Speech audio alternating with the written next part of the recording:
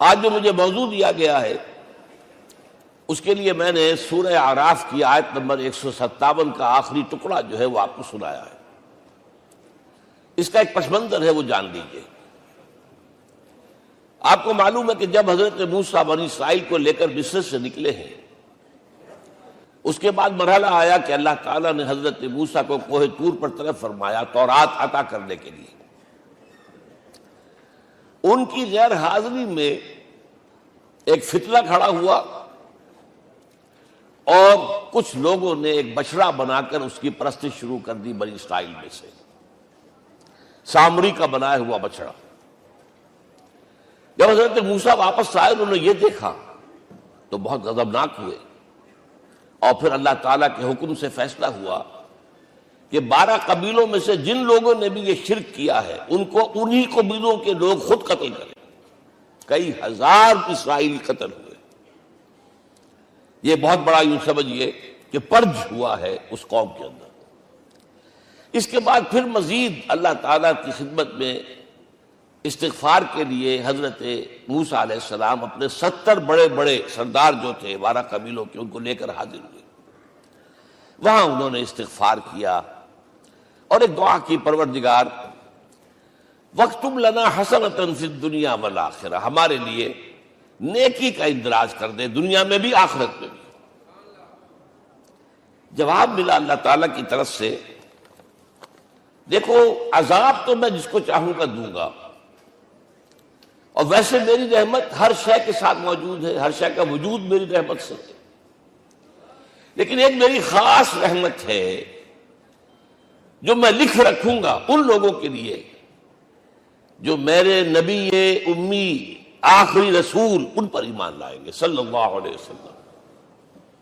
وہ جب آئیں گے اور وہ نیکی کا حکم دیں گے، بدی سے روکیں گے، پاکیزہ چیزوں کو حلال قرار دیں گے، ناپاک چیزوں کو حرام قرار دیں گے، نوع انسانی کے اوپر جو بوجھ تھے جو اس وقت ہوں گے ان کو اتاریں گے۔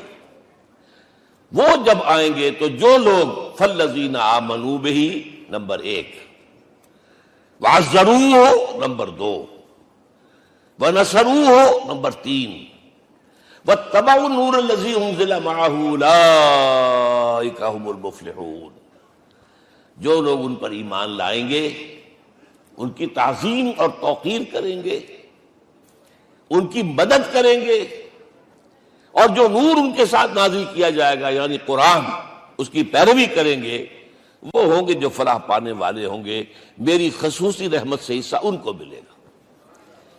اب یہاں پہلے تو دعا کر لیجئے، اللہم ربنا اجعلنا منہم، اے اللہ ہم سب کو ان میں شامل فرما دے جو تیرے نبی کے ساتھ تعلق کی ان 4 بنیادوں کی شرائط کو پورا کر سکے، تقاضوں کو پورا کر سکے۔ اب ذرا ان میں سے ایک ایک کو لیجئے۔ ایمان جانی پہچانی چیز ہے، ایمان جسے کہتے ہیں، اس کی تشریح میں جانے کی ضرورت نہیں، وقت بھی محدود ہے، لیکن ایک بات سمجھنے کی ہے بہت ضروری۔ ایمان کے 2 لیول ہیں، ایک قانونی ایمان ہے جس کی بنا پر ہم ایک دوسرے کو مسلمان سمجھتے ہیں، اس کا تعلق اقرار باللسان کے ساتھ ہے، زبان سے کہنا اشہد ان لا الہ الا اللہ وحدہ لا شریک لہ واشہد ان سیدنا و مولانا محمدا عبدہ ورسولہ۔ کوئی ہندو تھا، سکھ تھا، پارسی تھا، عیسائی تھا، یہ کلمہ کہے اور اسلام میں آ گیا۔ لیکن یہ زبانی کلامی ایمان جو ہے یہ انسان کی سیرت و کردار پر اثر انداز نہیں ہو سکتا۔ یہی وجہ ہے آج ہم دیکھ رہے ہیں مسلمان ہی جھوٹ بھی بول رہا ہے، مسلمان ہی بے ایمانی بھی کر رہا ہے، مسلمان ہی خیانت بھی کر رہا ہے، مسلمانوں کے لیڈر بلینز کی خیانت کر رہے ہیں۔ یہ کون ہے؟ سب مسلمان ہیں۔ وہ اس کی وجہ کیا ہے کہ ہم صرف قانونی مسلمان ہیں اور ہمارا ایمان قانونی ایمان ہے۔ اس کے لیے اسلام کا لفظ قرآن میں آیا ہے سورہ حجرات میں، قالت الاعراب آمنا قل لم تؤمنوا ولکن قولوا اسلمنا۔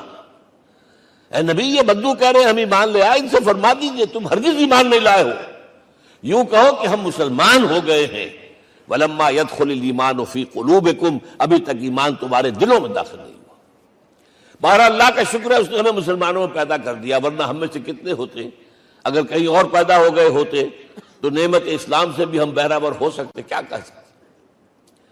اصل ایمان ہے جب وہ دل میں داخل ہو جائے، یقین بن جائے۔ اسی لیے بچپن میں یاد کیا ہوگا ایمان مجمل، آمنت باللہ کما ہوا باسمائہ و صفاتہ وقبلت جمیع احکامہ اقرار باللسان و تصدیق بالقلب۔ جب تصدیق بالقلب ہوگی تو اب اس کے تقاضے جو ہیں عملی پیدا ہوں گے۔ ان تقاضوں میں سے ایک میں 2 حدیثوں کے حوالے سے آپ کے سامنے رکھ رہا ہوں۔ پہلی حدیث حضرت عبداللہ بن عمرو بن العاص رضی اللہ تعالی عنہما سے مروی ہے، لا یؤمن احدکم حتی یکون ہواہ طبعا لما جئت بہ۔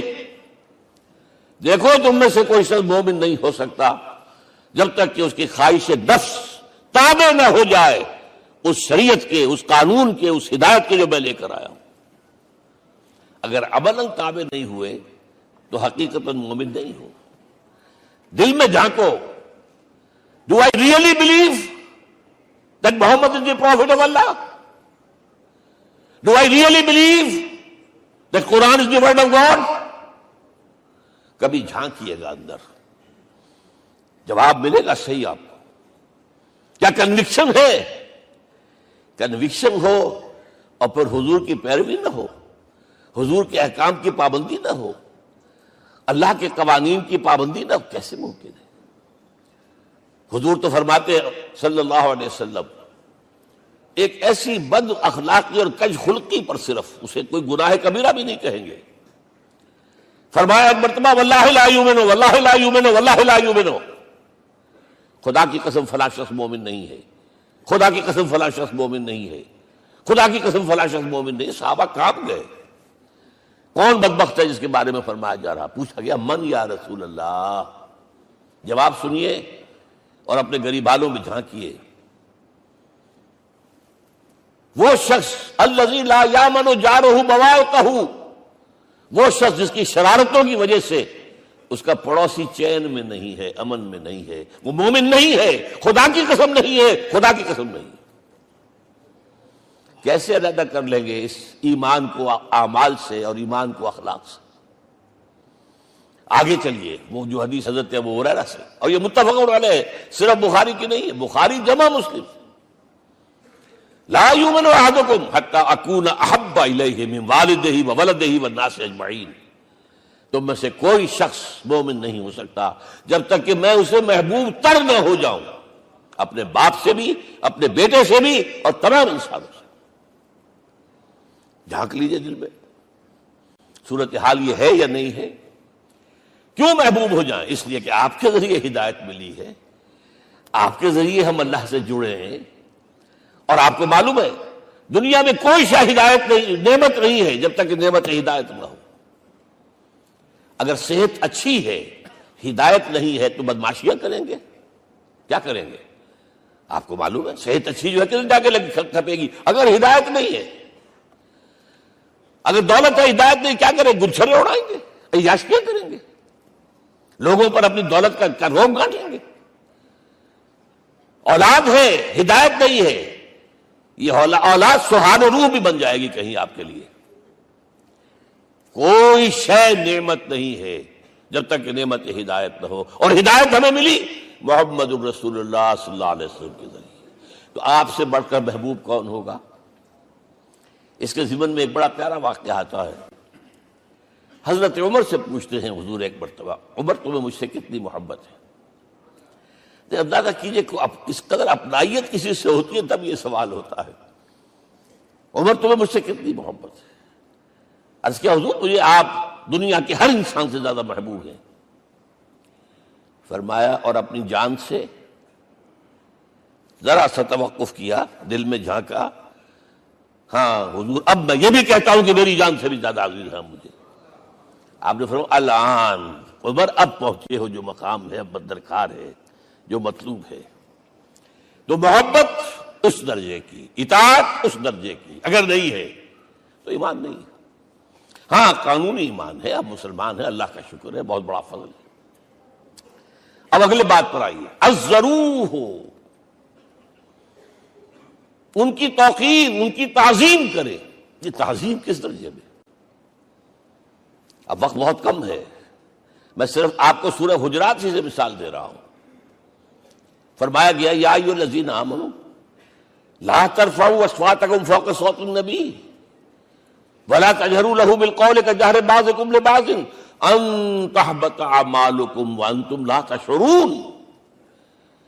اے ایمان والو، کبھی اپنی آواز کو حضور کی آواز سے بلند تر نہ کر دینا.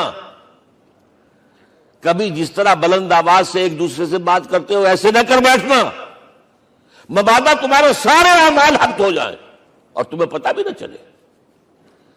تم تو کہو گے میں نے کوئی گناہ کبیرہ تو نہیں کیا، میں نے کوئی ڈاکہ نہیں ڈالا، چوری نہیں کی، کوئی زنا نہیں کیا، کوئی شراب نہیں پی، لیکن یہ سوء ادب لا ترفعوا اصواتکم فوق صوت النبی ولا تجهروا له بالقول كجهر بعضكم لبعض ان تحبط اعمالكم وانتم لا تشعرون. یہاں ایک میں عملی بات بھی آپ کے سامنے رکھ دوں.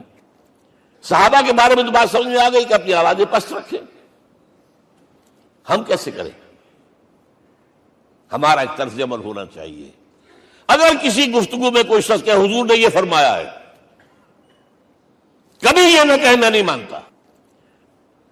ہاں توقف کر لیں، بھائی میں تحقیق کروں گا کہ واقعی یہ حدیث صحیح ہے یا نہیں ہے. ٹھیک، ضروری نہیں کہ جو کہہ دے مان لیں آپ. محدثین نے کتنی محنتیں کر کر کے چھانٹی کی ہے، لہذا یہ. لیکن فوراً اگر آپ بتا نہیں میں نہیں مانتا، یہ عقل کے خلاف ہے، یہ فلاں ہے، یہ وہ ہے، یہ ہے کہ جو آپ سوء ادب کے مرتکب ہو رہے ہیں نبی اکرم صلی اللہ علیہ وسلم کی بارگاہ میں. ہاں توقف کریں، غور کریں، تحقیق کریں، معلوم ہو کہ یہ حدیث پختہ نہیں ہے، مستند نہیں ہے، پھر دوسری بات ہے. اور یہ جان لیجئے ہمارا جو معاشرہ ہے اس کا ایک قانونی جو ہے احاطہ ہے. یہ بھی سورہ حجرات کی پہلی آیت ہے، یا ایھا الذین آمنوا لا تقدموا بین یدی اللہ ورسولہ. اللہ اور اس کے رسول کے احکام کا دائرہ ہے، اس کے اندر اندر رہو، باہر نہیں نکل سکتے. لیکن اس دائرے کے اندر ایک مرکزی شخصیت جس کی دل آویزی، جس کا حسن سلوک، جس کا حسن کردار، جس کا حسن اخلاق مرکز بن جائے، تمام لوگوں کی جذباتی محبت کا مرکز بن جائے، اگر یہ نہیں ہوگا تو معاشرہ مضبوط نہیں ہوگا. محض قانون اور دستور پر معاشرہ مضبوط نہیں ہوتا. کسی شخصیت، اب آپ کو معلوم ہے آخر ہندوستان کے معاشرے میں گاندھی کا ایک مقام ہے کہ نہیں ہے؟ آخر یہ سارا معاملہ چل رہا ہے اسی کے گرد کے نہیں؟ ماؤ زے تنگ کے معاملہ ہے کہ نہیں ہے؟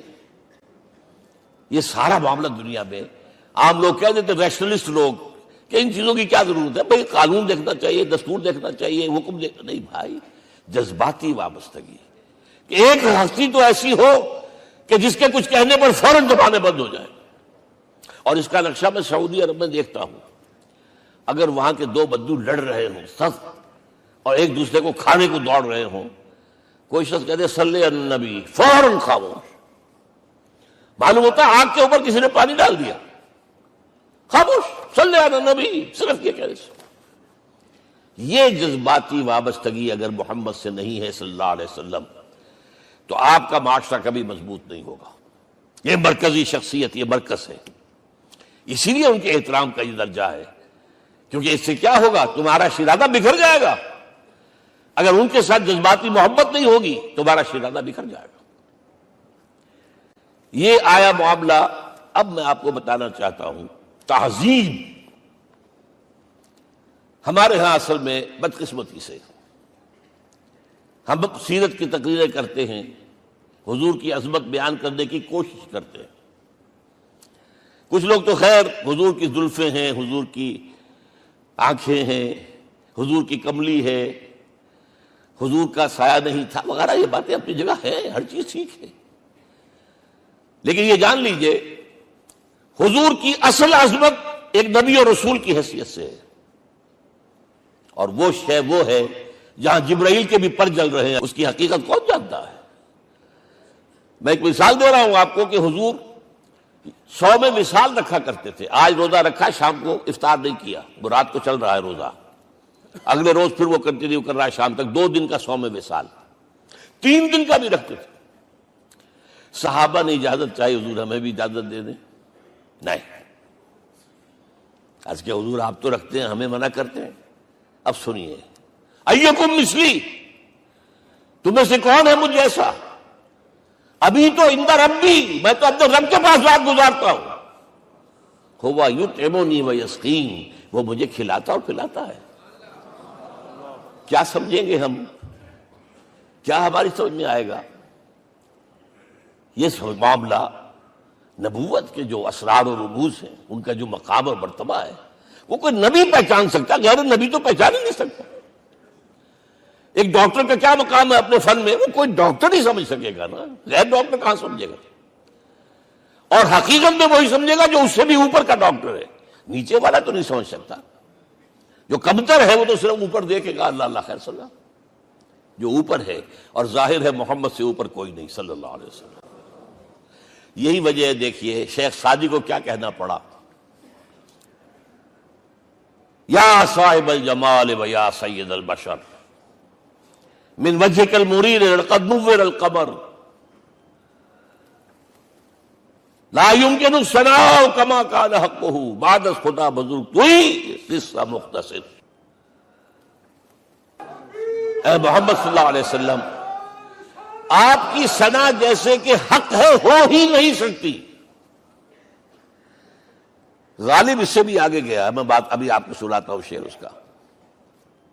آپ کی ثنا کا حق ادا ہو ہی نہیں سکتا، بس ہم یہ جانتے ہیں اللہ کے بعد آپ کا مقام۔ غالب جو آگے گیا ہے کہتا ہے، غالب ثنائے خواجہ بیزداں گزاشتے کہاں ذات پاک مرتبہ دان محمد است۔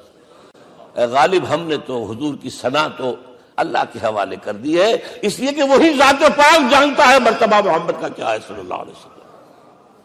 ہم بیان کرنے کی کوشش کریں گے تو توہین کر بیٹھیں گے۔ ایک لطیفہ ہے، ایک بیچارہ کوئی دیہاتی کہیں پھنسا ہوا تھا کسی جگہ، تھکا ہوا چل رہا تھا، ڈپٹی کمشنر صاحب جا رہے تھے، کار میں بٹھا لیا۔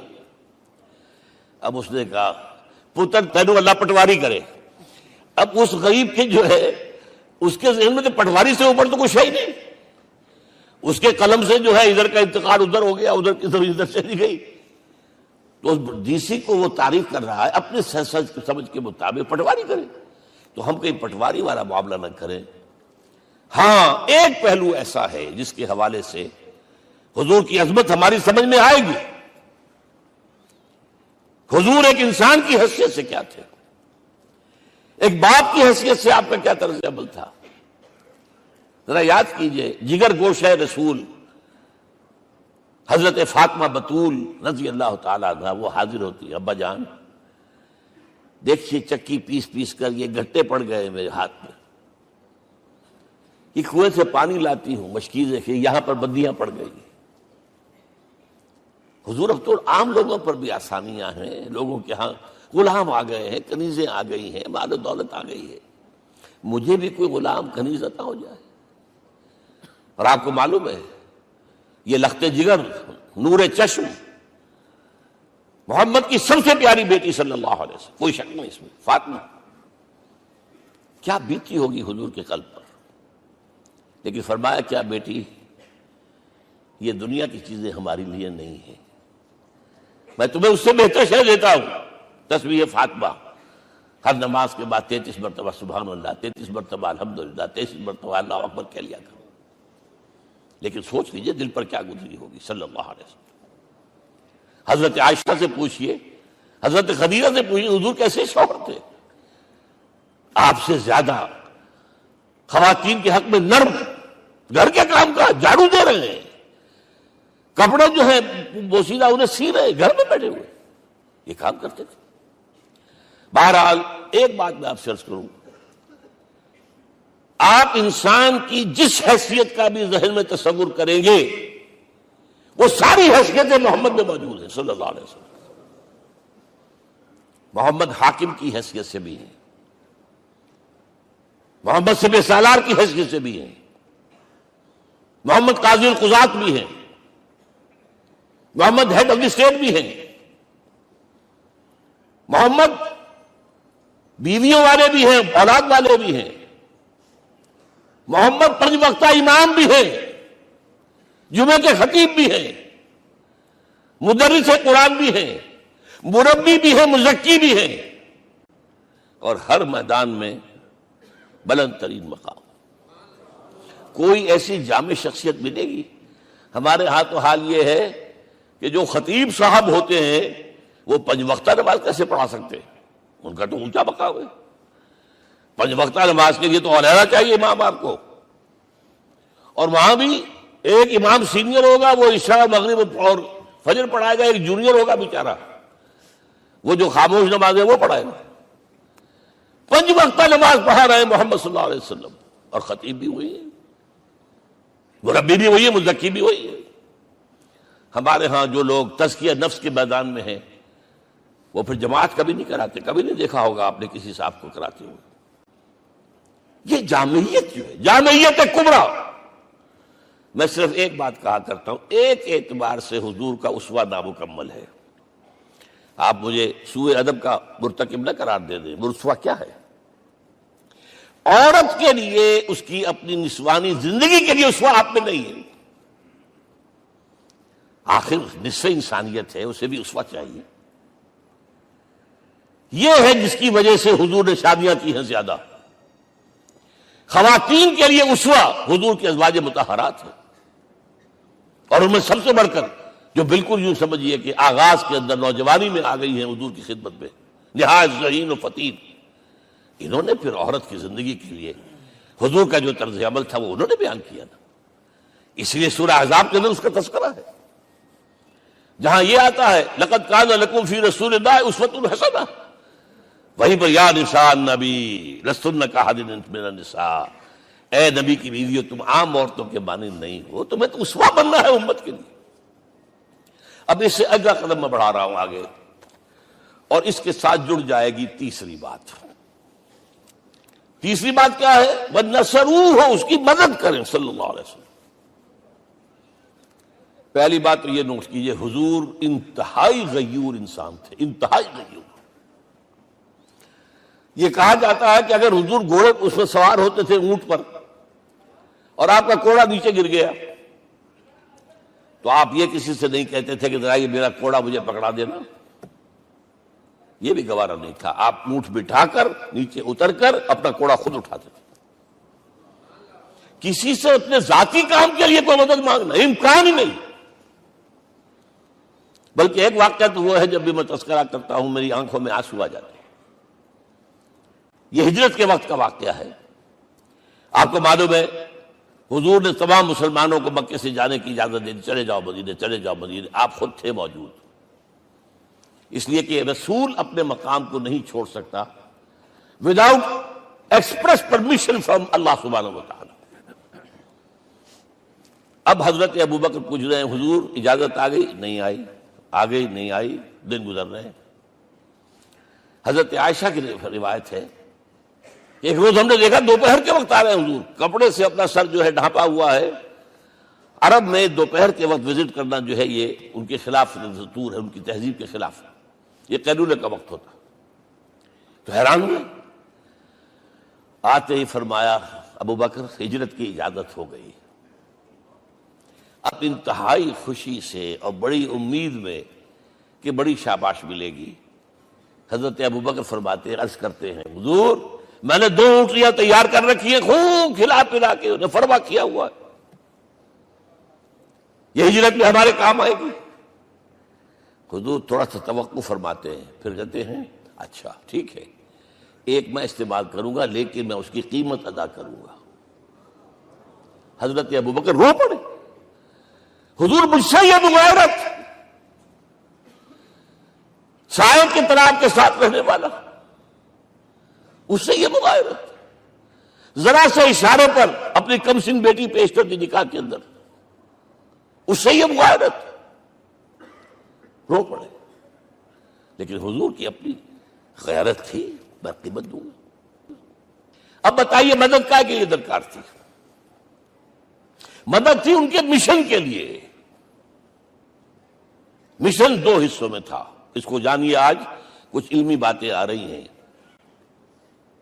حضور کے مشن کے 2 حصے، ایک ابتدائی جو تمام انبیاء اور رسول کا تھا، ایک تکمیلی جو صرف محمد کا صلی اللہ علیہ وسلم۔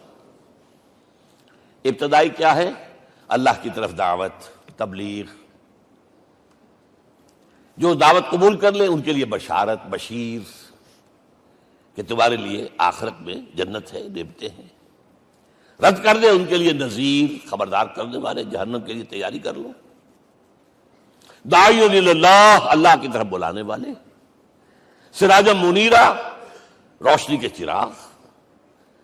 یہ حیثیتیں مشترک ہے تمام انبیاء کرام۔ تمام انبیاء بشیر بھی تھے، نذیر بھی تھے، داعی بھی تھے، سراج منیر بھی تھے، اگرچہ ان تمام حیثیتوں میں بھی حضور کا سب سے اونچا مقام علیحدہ نمایاں ہے، لیکن حیثیتیں بنیادی طور پر مشترک۔ ایک حیثیت تکمیلی، اور وہ کیا ہے؟ اے نبی، جو دین آپ کو دیا گیا ہے صرف تبلیغ نہیں، صرف تعلیم نہیں، اس کو قائم کر کے دکھاؤ ایک نظام زندگی کی حیثیت سے۔ 3 مرتبہ قرآن میں یہ الفاظ حضور کے لیے آئے ہیں، هو الذی ارسل رسولہ بالہدی ودین الحق لیظہرہ علی الدین کلہ۔ 3 دفعہ سورہ توبہ میں یہ الفاظ آئے، سورہ صف میں یہ الفاظ آئے، سورہ فتح میں یہ الفاظ آئے۔ وہی اللہ جس نے بھیجا ہے اپنے رسول کو صلی اللہ علیہ وسلم، الہدا، قرآن حکیم، ہدایت کاملہ، اور نمبر 2 دین حق۔ یہ 2 چیزیں دے کر بھیجا، کس لیے؟ تاکہ اس دین کو غالب کرے پورے نظام زندگی پر۔ یہ معاملہ ذرا سوچئے، اور یہ حضور کے لیے 3 دفعہ، اور کسی اور نبی کے لیے 1 دفعہ بھی نہیں۔ قرآن مجید کے اس نقطے کو ذہن نشین کر لیجیے۔ اصل میں یہ کیا ہے؟ اسے ہم یوں کہیں گے، ایک ہے نبوت و رسالت، ایک ہے تکمیل نبوت و رسالت۔ ہمارے ہاں ختم نبوت کے اوپر تو زور دیا گیا ہے، اور صحیح دیا گیا ہے، ایمان کا ہمارا جز ہے۔ حضور کے بعد کسی نے بھی دعویٰ کیا نبوت کا، وہ جھوٹا کذاب دجال، جس نے مانا وہ بہرحال دائرہ اسلام سے خارج ہے، اور جو بھی کچھ ہوا کرے وہ۔ یہ چونکہ قانونی بات تھی اس لیے اس کا حق ادا کیا علماء کرام نے، واقعہ یہ ہے کہ اس میں کوئی کمی نہیں رکھی، لیکن حضور کی فضیلت اس میں نہیں ہے۔ فرض کیجئے کہ نبوت چلی آ رہی تھی ہموار طور پر، ایک جگہ آ کے ختم ہو گئی، تو فضیلت کون سی ہوئی؟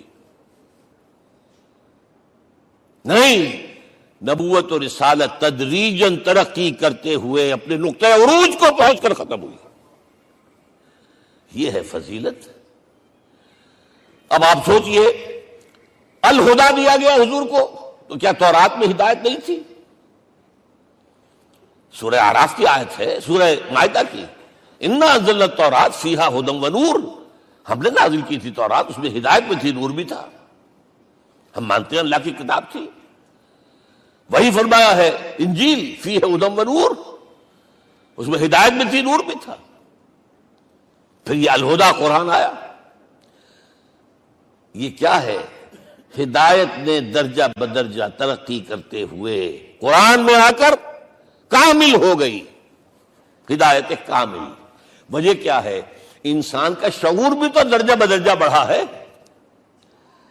ایک وقت تھا ہمارا بچپن تھا، فکر کے اعتبار سے، سوچ کے اعتبار سے، علم کے اعتبار سے، ہمارے آباء و اجداد کبھی جو رہتے تھے غاروں کے اندر یا کبھی آئے ہیں تو کیا تھا ان کے پاس؟ اب اس وقت جو ہے کسی کو آپ پرائمری کے بچے کو پی ایچ ڈی ڈاکٹر رکھ دیجئے ٹیوٹر، تو کیا پڑھائے گا تو وہی جو پرائمری کا بچہ سمجھ سکے۔ لہذا وہ جو کہا گیا تھا آدم کو اس زمین کی خلافت دیتے، فَإِمَّا يَأْتِيَنَّكُم مِّنِّي هُدًى فَمَن تَبِعَ هُدَايَ فَلَا خَوْفٌ عَلَيْهِمْ وَلَا هُمْ يَحْزَنُونَ۔ یہ ہدایت رفتہ رفتہ آئے گی آئے گی آئے گی آئے گی۔ اور یہ بات جان لیجئے، پروفیسر ڈاکٹر محمد شریف نے جو کتاب لکھی ہے فلسفے کی تاریخ پر، اس میں بتایا ہے کہ 1200 برس انسانی تاریخ کے بہت ہی پروڈکٹیو ہے فلسفیانہ فکر کے لیے۔ From 600 BC to 600 AD 1200 years, سارے فلسفے اسی میں پیدا ہوئے۔ سقراط، مختار، افلاطون اور یہ سب نکل گئے، اور کنفیوشس بھی آ گیا، تاؤ بھی آ گیا، اور بدھ بھی آ گیا، جین بھی آ گیا، سب آ گئے، سب آ گئے۔ گویا کہ انسان جب کچھ سوچ سکتا تھا، جتنا سوچ سکتا تھا سوچ چکا، اور یہ بھی سنا دوں، حضرت عیسیٰ نے کہا تھا اپنے حواریوں سے، ڈپارٹنگ جو میسج تھا، مجھے ابھی تم سے اور بھی بہت باتیں کرنی تھی لیکن تم ان کا تحمل نہیں کر سکو گے، جب وہ فارقلیت آئے گا صلی اللہ علیہ وسلم تو تمہیں سب کچھ بتائے گا۔ لہذا جب انسان بلوغت کو پہنچا ہے فلسفیانہ فکر کے اعتبار سے، تب، اور یہ بھی نوٹ کر لیجئے، بہت اہم بات کہہ رہا ہوں، چند مہینے غار حرا کی تنہائیوں میں اللہ تعالیٰ نے حضور کو وہ سارا ذہنی سفر طے کرایا ہے۔ کیا کرتے تھے حضور جا کر غار حرا میں؟ کبھی سوچا آپ نے؟ اگر آپ یہودیوں میں پیدا ہوئے ہوتے تو یہودی طرز پر آپ عبادت کرتے، اگر کہیں عیسائیوں میں پیدا ہوتے تو عیسائیوں کی طرف پر آپ تو نہیں تھے، آپ تو پیدا وہ مشرکین میں شرک کرنے کا امکان ہی نہیں آپ کے لیے، تو کیا کرتے تھے؟ حدیث کے الفاظ یہ یتحنث فی، وہاں جا کر عبادت کرتے تھے۔ اب شارحین حدیث نے بہت عمدہ لکھا ہے، کان صفت تعبدہ فی غار حرا التفکر والاعتبار، غار حرا میں آپ کی عبادت فکر، غور و فکر، تفکر و اعتبار، جس کی میں تعبیر یہ کر رہا ہوں، جس کو کہا کبھی اکبر الہ آبادی نے، خدا کے کام دیکھو بعد کیا ہے اور کیا پہلے، نظر آتا ہے مجھ کو بدر سے غار حرا پہلے۔ تم غار حرا کو نہیں جانتے، مصطفیٰ اندر حرا خلوت گزین، قوم آئین و حکومت آفرید۔ The most productive part of the period life of Muhammad is that which he passed in غار حرا۔ فکر کی ساری جو ہیں بلندیاں طے کی، تب آیا ہے اقرأ باسم ربک، اب اللہ کا الہدیٰ شروع ہوا ہے۔ اچھا، اسی طرح نمبر 2، دین حق مکمل ہوا ہے، ورنہ جب ہم کبھی غاروں میں رہتے تھے کسی میونسپلٹی کا بھی سوال نہیں، نظام کسے کہیں گے؟ پھر یہ ہے کہ قبائلی نظام آیا، چلیے ایک شیخ ہے اس کا کہنا ماننا ہے سب کو، کچھ نظام تو بن گیا نا، اور نظام جہاں آئے گا جکڑ بندی ہو جائے گی۔ اب تم فلاں قبیلے کے شخص ہو، اس کا قبیلے کا سردار یہ، تمہیں حکم ماننا پڑے گا، اس قبیلے کی روایت یہ، تمہیں پیروی کرنی پڑے گی، you have to do it whether you like it or not۔ پھر آپ کی سٹی اسٹیٹس وجود میں آئی، پھر امپائرز وجود میں آ گئے، 400-500 برس سے رومن امپائر، 400-500 برس سے ایرانین امپائر عرب کے اوپر ایسے تھی جیسے افغان کے سر کے اوپر بہت بڑا جو ہے پگڑ رکھا ہوتا ہے۔ کتنا بڑا ہوتا ہے؟ وہ کسی نے شعر کہا بھی تھا، مجھے تو اب یاد نہیں، کہ سر پہ باندھے ہوئے پورا افغانستان۔ میرا خیال ہے ضمیر جعفری۔ تو کیا تھا یہ جزیرہ نما عرب، یہ جزیرہ کہلاتا، الجزیرہ، الجزیرہ، اس لیے کہ نیچے آپ کو معلوم ہے بحیرہ عرب، ادھر جو ہے خلیج آ رہی ہے آخر تک، ادھر سے بحیرہ قلزم جا رہا ہے، اور پھر خلیج عقبہ آ گئی ہے، تو یہ سارا جو ہے جزیرہ نما ہے، اس سے پہلے نہیں سنا۔ لیکن عرب اوپر 2 اور ہیں، عراق عرب، شام عرب۔ عراق عرب پر قبضہ ایران کا، شام عرب پر رومیوں کا۔ اور جب یہ سلطنتیں بن گئیں تو گویا کہ انسان شکنجے میں آ گیا۔ ظلم، محنت کرے کسان، عیش کرے جاگیردار، اور بادشاہ محل بنائے، لگان وہاں سے آ رہا ہے۔ از جفائے دے خدایاں کشتے دہ خانہ خراب، کرگے پر بیٹھا ہوا کوئی کھدر بن رہا ہے، ٹیکس دو۔ بادشاہ محل بھی بنائے گا، یاشیاں بھی کرے گا، سارا نسوانی حسن جو ہے کوہ قاف کا لے آئے گا اپنے ہاں، اور پھر فوج بھی رکھے گا، ذرا تم نے گردن اٹھائی تو تمہاری سرکوبی کرنے کے لیے فوج تیار ہے۔ یہ جب جکڑ بند آئی ہے انسان پر، تب محمد کو بھیجا گیا ہے۔ دلی بیٹر، اسے آزاد کرانے والا، دین حق دیا گیا۔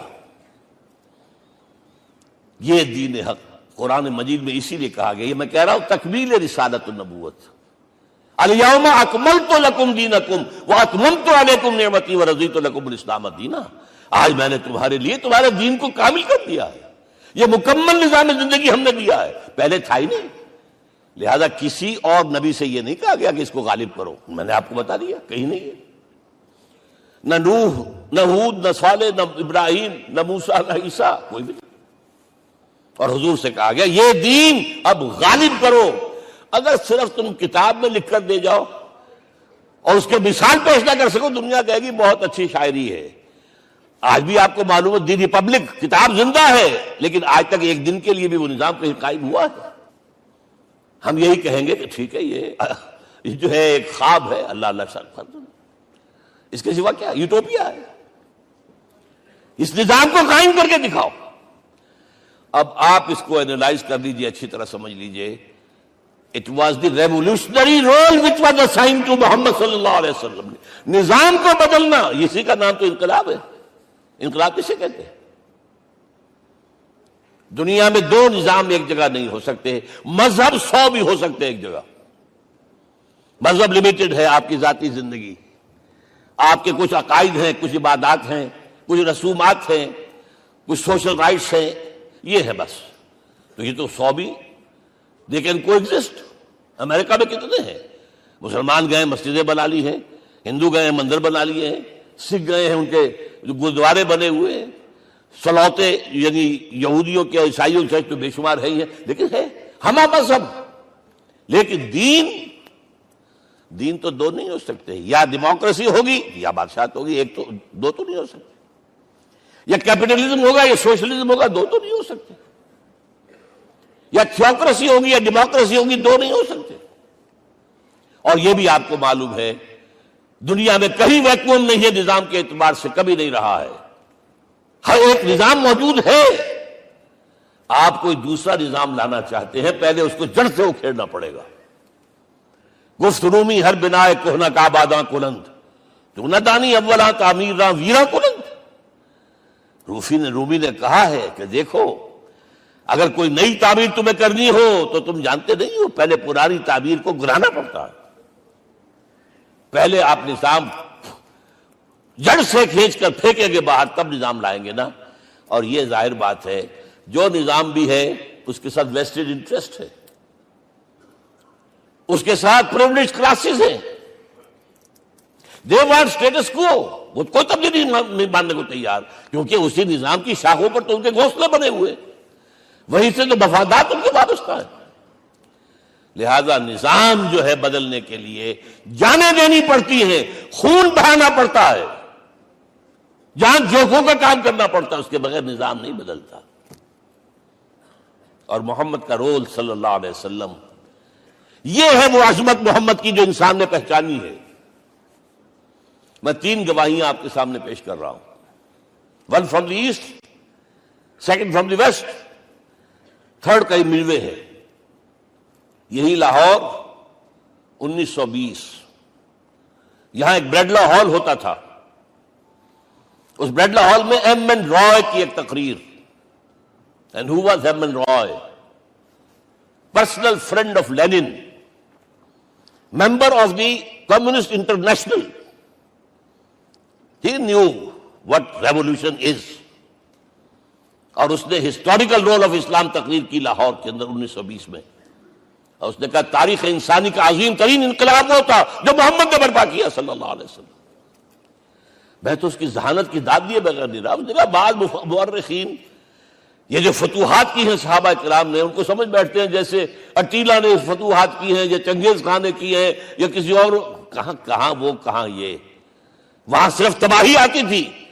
اور محمد صلی اللہ علیہ وسلم کے پیروکاروں نے جب دنیا فتح کی ہے، نئی تہذیب دی ہے، نیا تمدن دیا ہے، نیا نظام دیا ہے، روشنی دی ہے، علوم کو تازہ کیا ہے، علوم ایجاد کیے ہیں۔ یہ ہے وہ انقلاب جو محمد نے برپا کیا صلی اللہ علیہ وسلم۔ یہ کتاب آج بھی ہندوستان میں چھپتی ہے، بمبئی میں، دی ہسٹوریکل رول آف اسلام۔ اور میں سمجھتا ہوں کہ ہندو ہے، کمیونسٹ ہے اور گواہی دے رہا ہے۔ دوسرا، یہ تو چونکہ بڑی ریسنٹ پاسٹ کی بات ہے، ڈاکٹر مائیکل ہارٹ ایک کتاب لکھتا ہے دی 100، اس کا سب ٹائٹل کیا ہے؟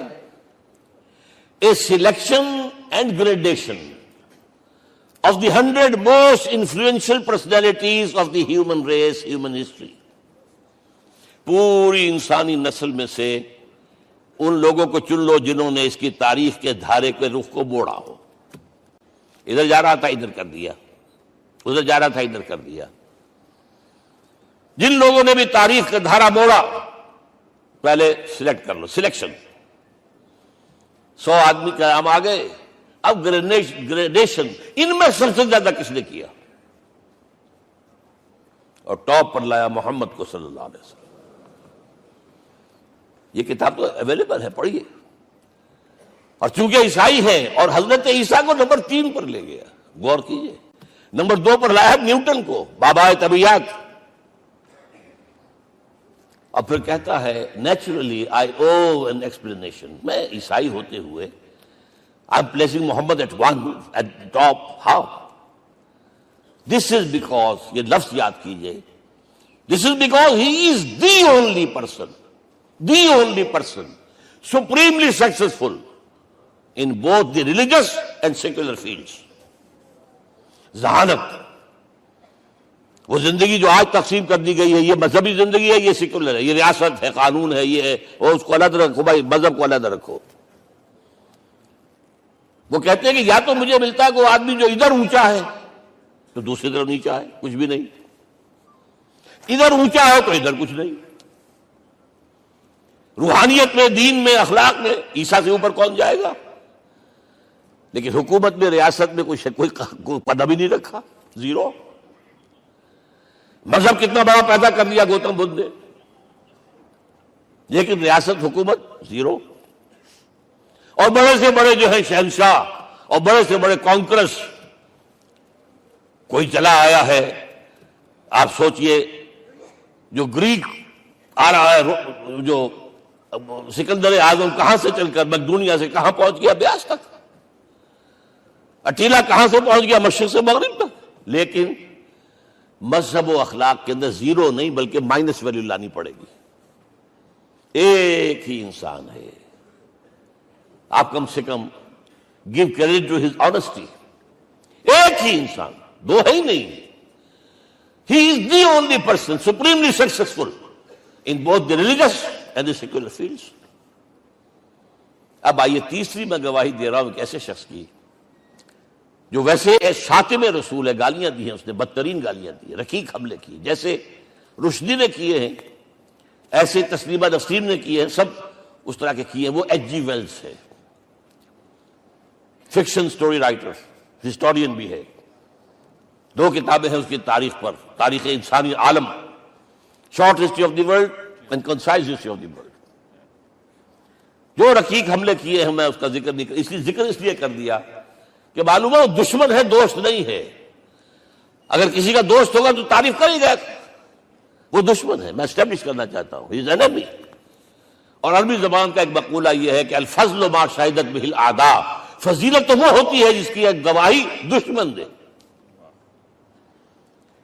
جب وہ آیا ہے concise history of the world میں، چیپٹر آخری حضور کا، جو حضور کے چیپٹر میں جو آخری بات خطبہ حجۃ الوداع کو کوٹ کیا ہے، لا فضل لعربی علی عجمی ولا لعجمی علی عربی ولا لأحمر علی اسود ولا لأسود علی احمر الا بالتقوی.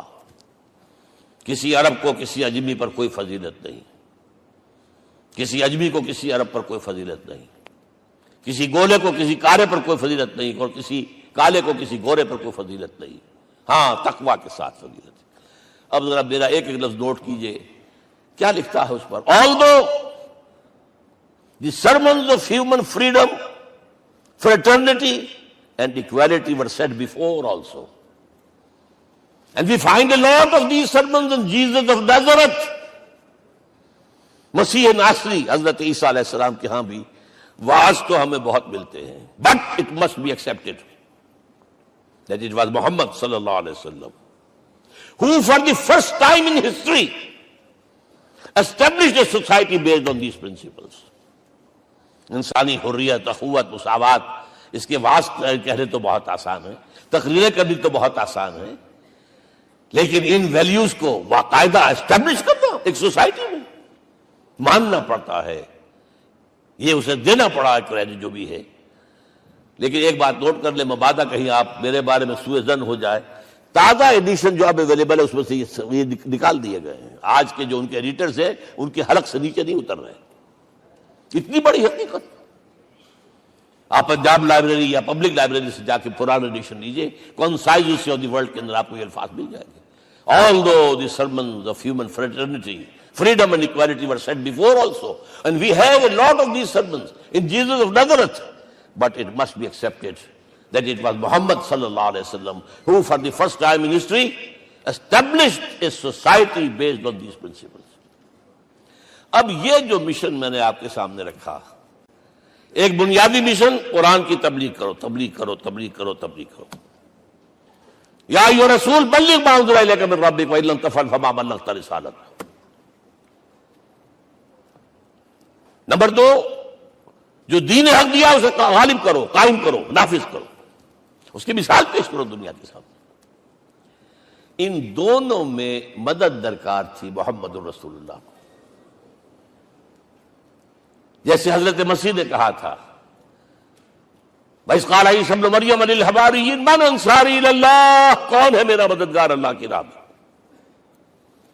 جیسے کہ اللہ فرماتے سورہ حدید میں، بڑی پیاری آیت ہے، بڑی ریولوشنری آیت ہے، بلکہ میں لفظ استعمال، بڑی ننگی انقلابی آیت ہے قرآن مجید کی. اتنا صاف اللہ تعالیٰ ہی سچ بول سکتا ہے، کوئی اور تو ضرور کہیں نہ کہیں اس کے اوپر کوئی کپڑا ڈال کے بات کرے گا. آیت نمبر 25 آف سورۃ الحدید، لقد ارسلنا رسلنا بالبینات، ہم نے اپنے رسولوں کو بھیجا واضح نشانیوں کے ساتھ، معجزات کے ساتھ. وانزلنا معهم الکتاب والمیزان، ان کے ساتھ کتاب اتاری، شریعت اتاری، میزان اتاری، نظام اتارا. لِيَقُومَ النَّاسُ بِالْقِسْطِ، تاکہ لوگ عدل پر قائم ہوں. اس لیے کتاب کیوں بھیجی، رسول کیوں بھیجے، نبی کیوں بھیجے، وحی کیوں بھیجی؟ تاکہ لوگ عدل پر قائم ہوں. یہ اس سے بڑی آیت کوئی ہوگی؟ عدل اجتماعی، سوشل جسٹس. اب اگلا ٹکڑا پڑھیے، وَأَنزَلْنَا الْحَدِيدَ، ہم نے لوہا بھی اتارا ہے، فِيهِ بَأْسٌ شَدِيدٌ، اس سے اسلحہ بنتا ہے، جنگی قوت ہے. وَلِيَعْلَمَ اللَّهُ مَن يَنصُرُهُ وَرُسُلَهُ بِالْغَيْبِ، اور اللہ دیکھ لینا چاہتا ہے کون ہے اس کے وفادار بندے جو لوہے کی طاقت کو ہاتھ میں لے کر اللہ اور اس کے رسول کی مدد کرتے. دین اللہ کا، اسے قائم کرنا اللہ کی مدد ہے، اسے قائم کرنا محمد کا فرض ہے، اس کے جد و جہد کرنا محمد کی مدد ہے صلی اللہ علیہ وسلم. یہ تھی نصرت. اور یہ نصرت آپ کو معلوم ہے حضور کی زندگی میں صحابہ نے کرام نے کی ہے کہ نہیں کی؟ جو شخص ایمان لایا فوراً داعی بن گیا، فوراً. ابو بکر ایمان لائے، اور 6 جو ہیں عشرہ مبشرہ میں سے چوٹی کے صحابہ، وہ ان کی دعوت پر ایمان لائے. سعد ابن ابی وقاص، طلحہ، زبیر، عثمان، سعید ابن زید، یہ سب کون ہیں؟ حضرت ابو بکر کی دعوت. نوجوان ہیں، مصعب بن عمیر کو گھر سے نکال دیا چچا نے، اور برہنہ کر کے نکالا ہے کم وقت نے، اس لیے کہ باپ مر گیا تھا، بہت دولت چھوڑ گیا تھا. ماں نے بڑے ناز و نام میں پالا تھا. کہتے 200 درہم کا جوڑا اس کا بن کر آتا تھا شام سے، جیسے کبھی ہم کہتے تھے کہ پنڈت نہرو کے کپڑے جو ہے پیرس سے سل کر آتے ہیں. اور جہاں سے گزر جاتا تھا مشم، اتنا اس نے لگایا ہوتا تھا عطر کے پوری گلی جو ہے وہ خوشبو سے جو ہے بھر جاتی تھی. چچا نے بلایا، تم جو یہ گلچھرے کر رہے ہو اپنے باپ کی دولت پر نہ، اور تم اسے کہتے ہو کافر، نکل جاؤ گھر سے. کوئی چلنے لگے، یہ بات ہے ٹین ایجر، چلنے لگے. وہ سمجھا تھا کہ میرے یہ کہنے سے اس کے تو اس کو تارے نظر آ جائیں گے، یہ فوراً جو ہے توبہ کرے گا، پلٹ آئے گا. چلنے لگے تو اسے اور غصہ آیا، یہ کپڑے بھی اسی باپ کے ہیں، اتارو. وہی اتارے کپڑے، مادرزاد برہنہ ہو کر ماں کے پاس گئے. ماں نے آنکھوں پر ہاتھ رکھا، مصعب کیا ہوا ہے؟ فرمایا امی میں موحد ہو گیا ہوں. یہ ہے توحید. اور اب جا کر حضور کے دامن میں بیت ارقم میں اب ہمہ وقت کارکن ہے، قرآن اتر رہا ہے، پڑھ رہے ہیں، سمجھ رہے ہیں، قرآن اتر رہا ہے، یاد کر رہے ہیں، یاد کر رہے ہیں. اور اس کے بعد جب کہا تھا مدینے والوں نے بیعت عقبہ اولیٰ پر کہ حضور ہمارے سے آپ کی ملاقات تو سال کے بعد ہی ہوگی، درمیان میں تو آپ کو معلوم ہے خونریزی ہے، کوئی قافلہ بچ کے نہیں آ سکتا، تو اب آپ ہمیں کوئی اپنا شاگرد دیجئے. مصعب بن عمیر کو حضور نے کہا جاؤ ان کے ساتھ. وہاں ان کا نام پڑ گیا المقری، پڑھانے والا، قرآن پڑھانے والا. 75 آدمی اگلے سال لے کر آ گیا ہے، اور اسی سے بیعت عقبہ ثانیہ ہوئی ہے، اور ہجرت کا راستہ کھل گیا. اور اس کو ایک دفعہ حضور نے دیکھا، مسجد کے دروازے کے سامنے سے گزر رہا تھا، مصعب پھٹا ہوا کمبل تھا جس میں لپیٹا ہوا تھا. حضور کی آنکھوں میں آنسو آ گئے. غزوہ احد میں شہید ہوا کس طرح؟ علم بردار تھا، ایک ہاتھ پر وار پڑا ہے، کٹ کے گر گیا، ایک ہاتھ سے تھاما، دوسرے پر بھی گر گیا، دونوں جو بچے ہوئے حصے تھے اس سے تھاما. پھر جب ختم ہو گئے اس کے بعد جو ہے جب دفن کر رہے تھے تو حضور کے سامنے پرابلم لایا گیا. مصعب کے جسم پر تو کوئی کپڑا ہی نہیں تھا سوائے ایک چادر کے، ایک دھوتی. اللہ اللہ خیر اللہ. اور شہید کا کفن ہوتا ہے اس کا اپنا لباس. حضور وہ اتنا چھوٹی ہے وہ چادر کہ پاؤں ڈھانپتے ہیں تو سر کھل جاتا ہے، سر ڈھانپتے ہیں تو پاؤں کھل جاتے ہیں. فرمایا سر کو ڈھانپ دو کپڑے سے اور پیروں پر گھاس ڈال دو. That was the last dress which Musab got. تو یہ لوگ جو تھے محمد رسول اللہ والذین معہ، یہ ساتھی حضور کے جنہوں نے حضور کے مشن میں آپ کا ساتھ دیا. اور ایک خاص مرحلے کا تو میں آپ کے سامنے ذکر ہی کر دوں، اس لیے کہ دین کی اقامت، دین کا غلبہ، اس میں تو جہاد اور قتال آئے گا لا محالہ. Nobody is going to allow you to change the system.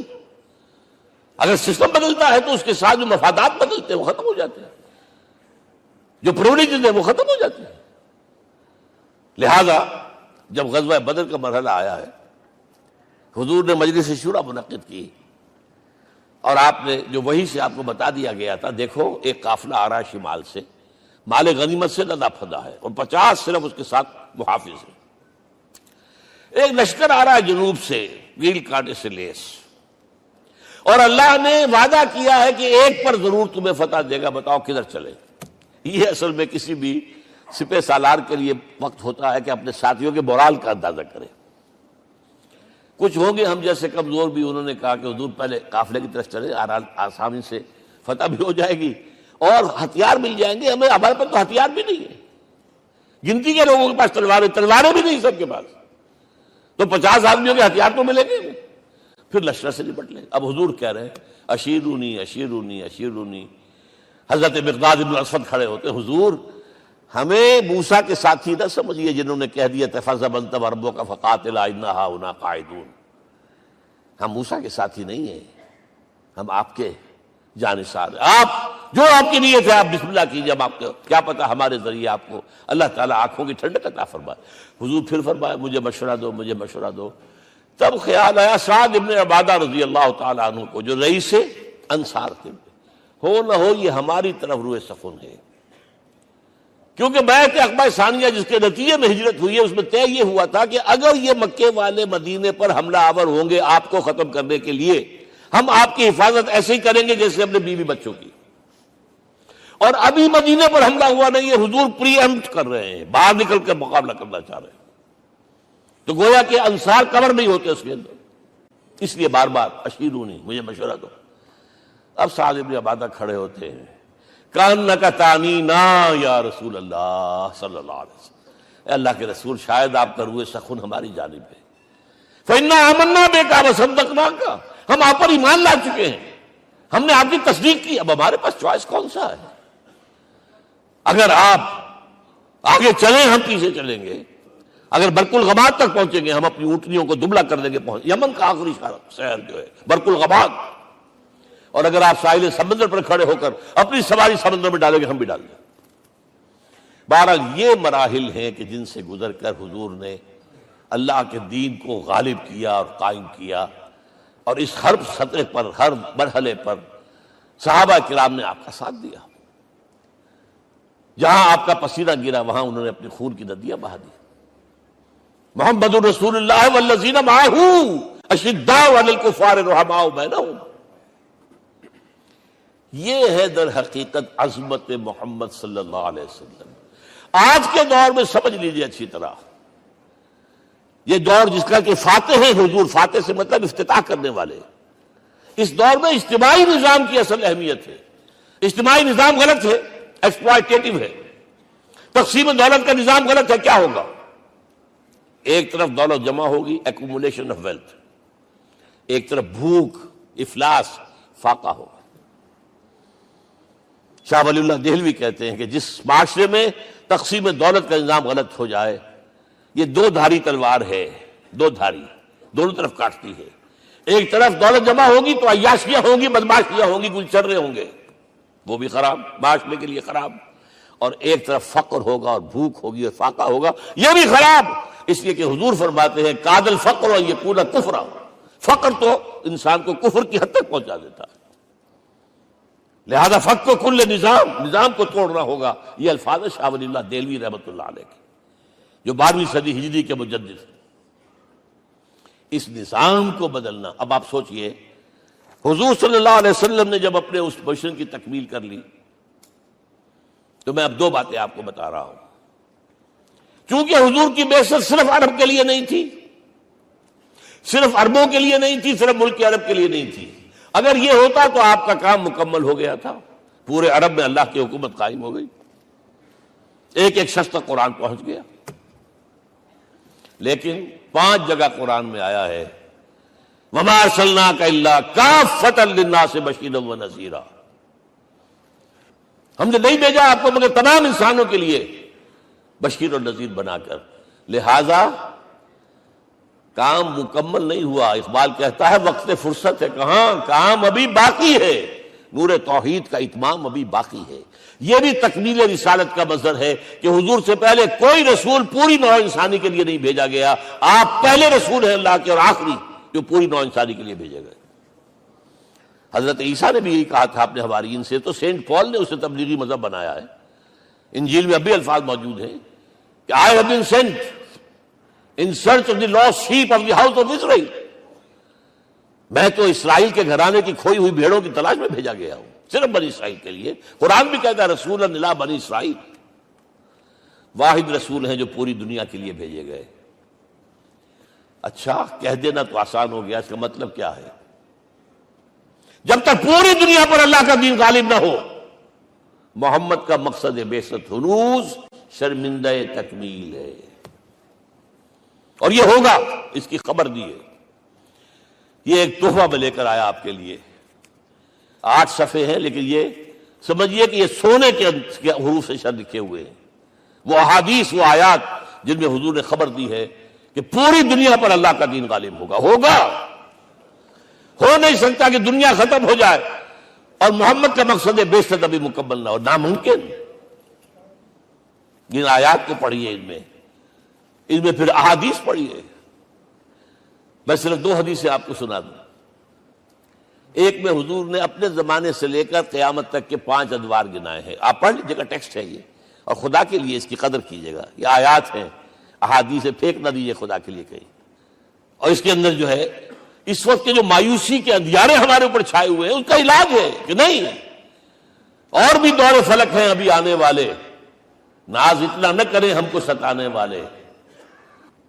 بہرحال حضور نے جب اپنا مشن عرب کی حد تک مکمل کر لیا، تو اب ایک بات نوٹ کیجئے، خطبہ حجۃ الوداع 1.25 لاکھ کا بجوا، حضور نے اپنے اس خطبے میں اپنی تعلیمات کے جو اہم نکات تھے انہیں اور دہرایا، 3 مرتبہ ایک بات کی ہے۔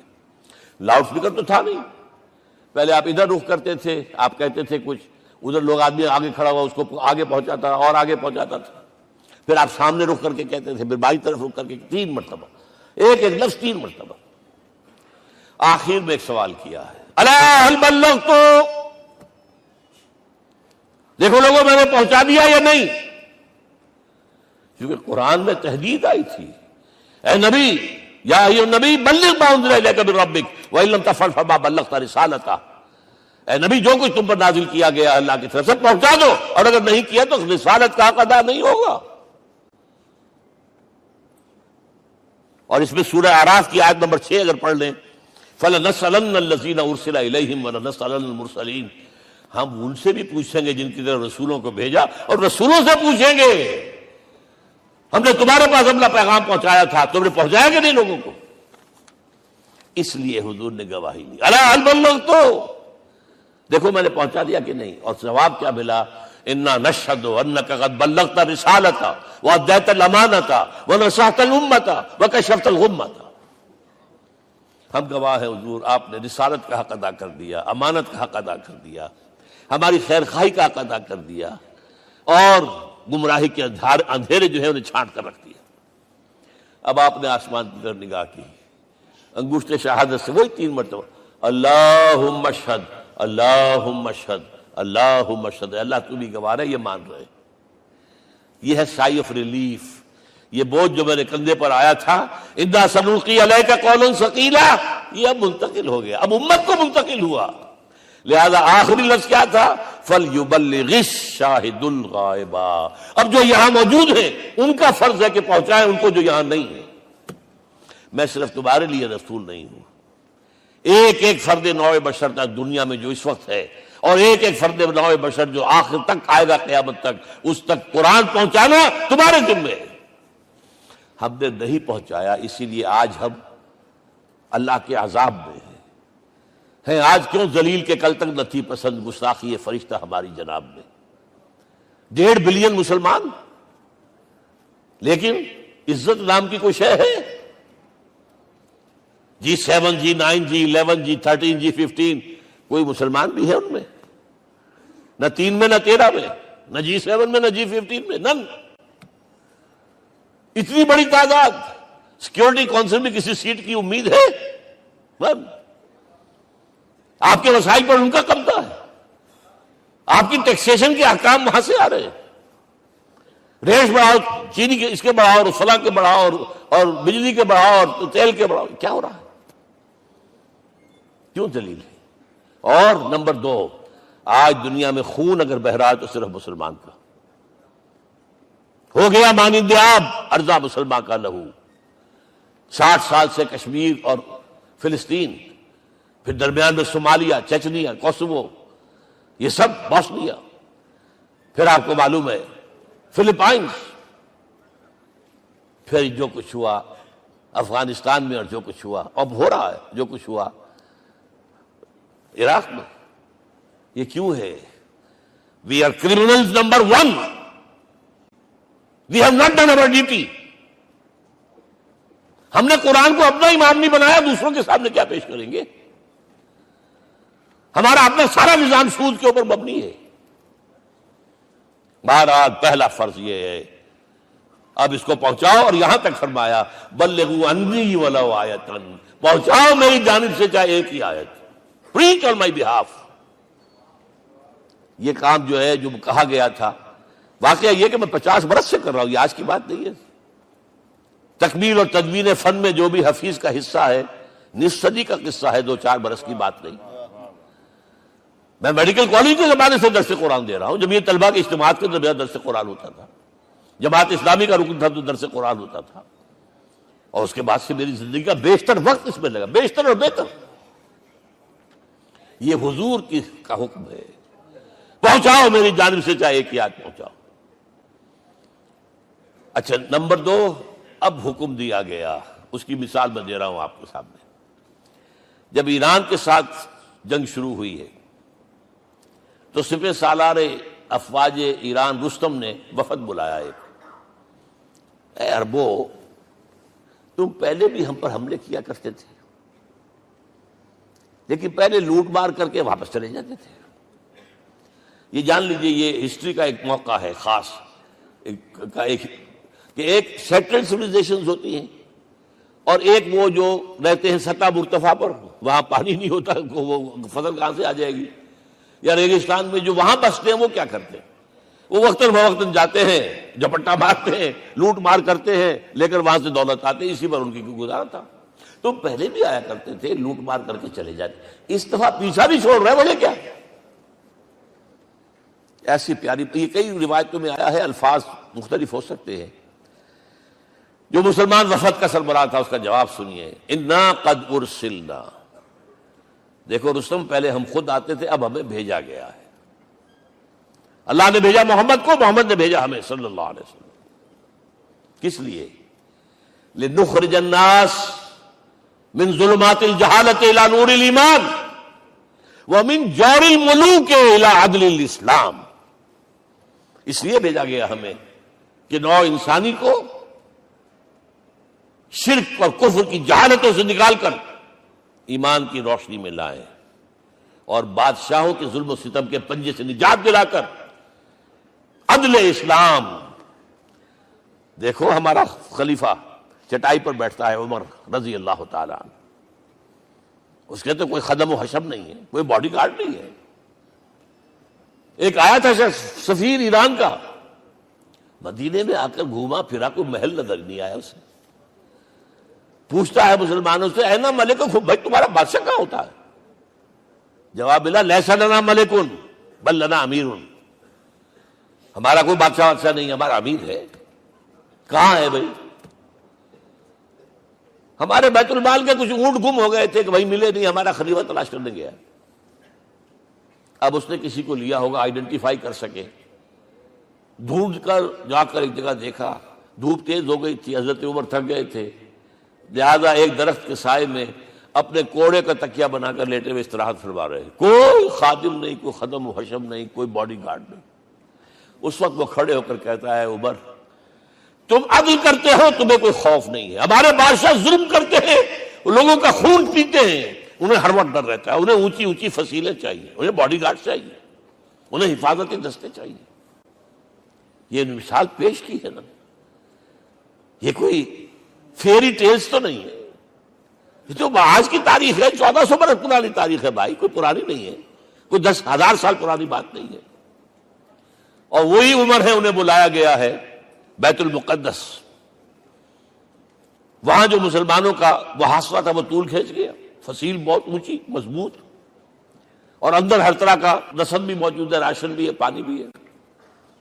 عیسائیوں کا قبضہ تھا. عیسائی پادری آئے فصیل پر، مسلمانوں تم اگر قیامت تک بھی یہاں پڑے رہے محاصرہ کر کے، یہ کبھی فتح نہیں ہوگا شہر. ہاں یہ فتح ہونا ہے، ہماری کتابوں میں ہے، لیکن ایک درویش بادشاہ کے ہاتھوں فتح ہوگا.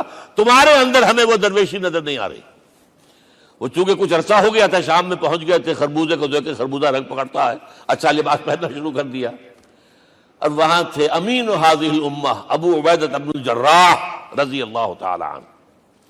یکے ازا شرح مبشرہ، ان کا فوراً کلک کیا، یہ بادشاہ مدینے میں بیٹھا ہوا تو ہے. یہاں سے ریکویسٹ کی گئی ہے آپ تشریف لائیے. اب 700 میل کا سفر ہے، کوئی ذاتی سفر نہیں، کسی بیٹے کے کنووکیشن میں کے لیے نہیں گئے ہیں، کوئی انٹوریج نہیں ہے، کچھ نہیں. ایک اونٹ، ایک خادم، اور اسی اونٹ پر راستے کا راشن، لہذا ایک آدمی بیٹھ سکتا ہے. اب ایک منزل خلیفہ اوپر تشریف فرما ہے اور خادم ہاتھ پکڑ کر آگے چل رہا. اگلی منزل خادم اوپر بیٹھا ہے اور خلیفہ ہاتھ پکڑ کے آگے چل رہا ہے. جب آخری منزل آئی ہے تو باری ہو گئی اس خادم کی. اس نے ہاتھ جوڑ دیے، خدا کے لیے لوگ دیکھیں گے، مجھے ماریں گے، تمہیں شرم نہیں آئی؟ خلیفۃ المسلمین جو ہے وہ آگے آگے تمہارے چل رہے تھے، تم براجمان تھے. حضرت عمر نے ڈانٹ پلائی، الدور دورو، نہیں، باری تمہاری ہے. وہ بیٹھا ہوا اوپر، حضرت عمر پھنکیل پکڑ کر آ رہے ہیں، اور بیچ میں کہیں کیچڑ آ گیا تھا، جوتیاں بھی ہاتھ میں پکڑی ہوئی ہیں. اب وہاں آتے ہی انہیں لے جایا گیا فصیل کے سامنے. انہوں نے اوپر سے اپنی کتابیں دیکھیں، ہاں یہی ہے درویش بادشاہ.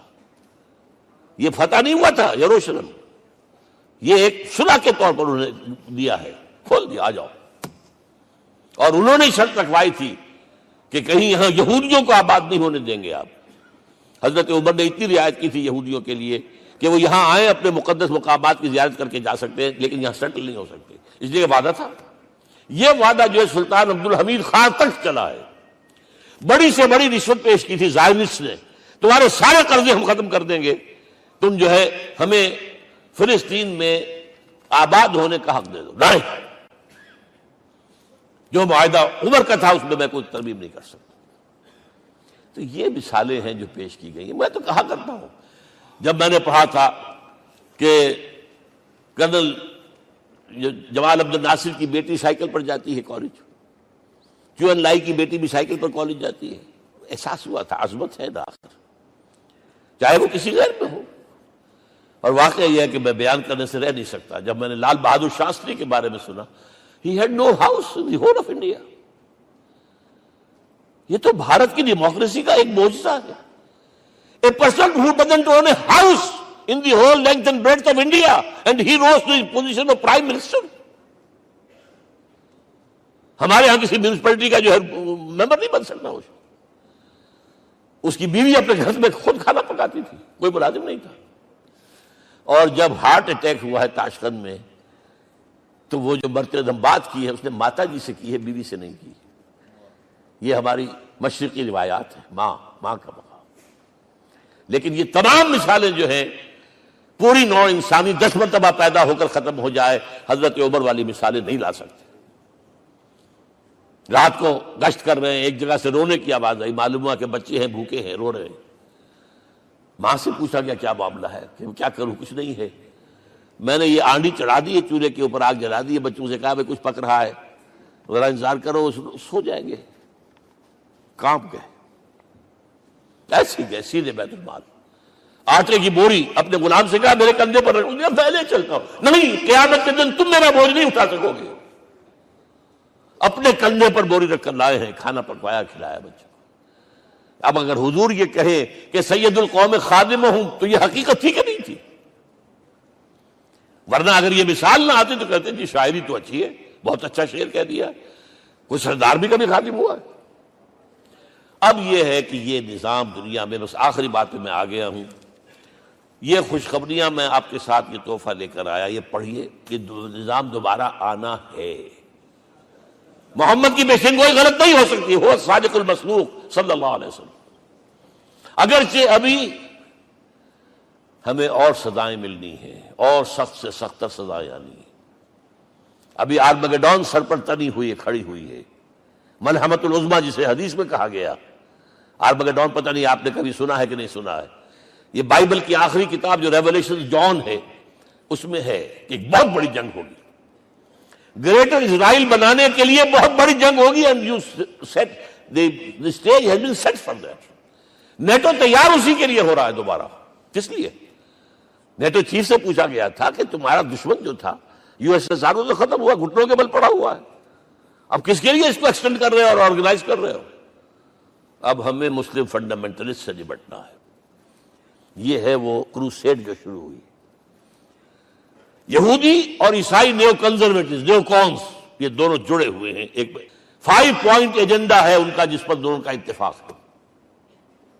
تو ابھی ہم پر بڑے برے وقت آنے ہیں، ہمیں سزائیں ابھی اور ملنی ہیں، لیکن ٹیبلز ول بی ٹرنڈ، دنیا میں اللہ کا دین قائم ہوگا، چاہے ابھی اور اپس اینڈ ڈاؤنز آئیں گے، لیکن ہوگا، لیکن ہوگی، وہ وقت آئے گا اللہ کا دین قائم ہوگا پوری دنیا میں۔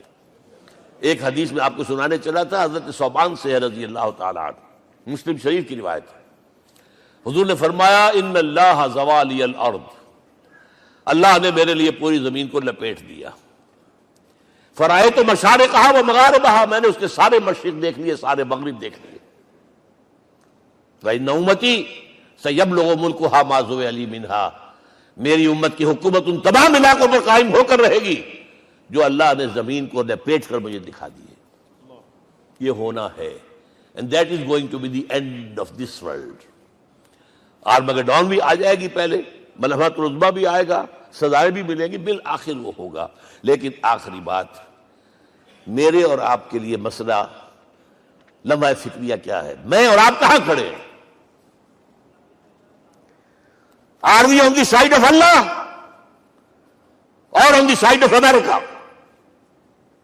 بہرحال یہ تو جو اپس اینڈ ڈاؤنز آنے ہیں، میرے اور آپ میں سے ہر شخص کے سوچنے کی بات یہ ہے، یہ تو انقلاب تو آئے گا، حضور کے ذریعے سے آیا، کچھ لوگ حضور کے ساتھی بن گئے، ان کی دنیا بن گئی، آخرت بن گئی، قیامت میں کے بعد جو کچھ ملنا ہے اللہ تعالیٰ روح و ریحان و جنت النعیم۔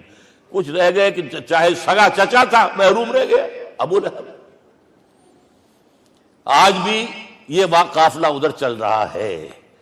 اقبال نے بالکل ٹھیک کہا ہے کہ دنیا کو ہے پھر مار کا روح و بدن پیش، تہذیب نے پھر اپنے درندوں کو ابھارا، اللہ کو پابر دیے مومن پہ بھروسہ، ابلیس کو یورپ کی مشینوں کا سہارا۔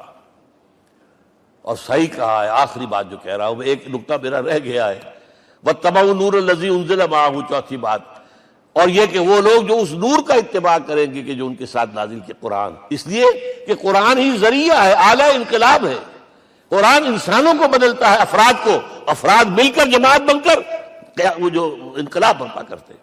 بٹ انڈیویجول چینج، اقبال کے الفاظ میں چوں بجا در رفت جہاں دیگر شود، یہ قرآن اگر کسی کے باطن میں اتر جاتا ہے تو اس کے اندر انقلاب آ جاتا ہے. He is a change person from within واتبعوا النور الذی انزل معہ.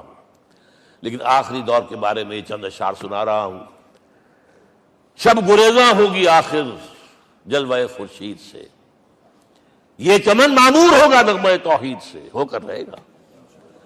اور پھر دلوں کو یاد آ جائے گا پیغام سجود، پھر جبیں خاک حرم سے آشنا ہو جائے گی. اور آنکھ جو کچھ دیکھتی ہے لب پہ آ سکتا نہیں. میں وہ حیرت ہوں کہ دنیا کیا سے کیا ہو جائے. آب روان کبیر تیرے کنارے کوئی دیکھ رہا ہے کسی اور زمانے کے خواب. وہ زمانہ آنا ہے، لیکن دیکھنا یہ ہے کہ میرا اور آپ کا اس میں کتنا حصہ ہے. اقول قولی ھذا واستغفر اللہ لی ولکم ولسائر المسلمین والمسلمات.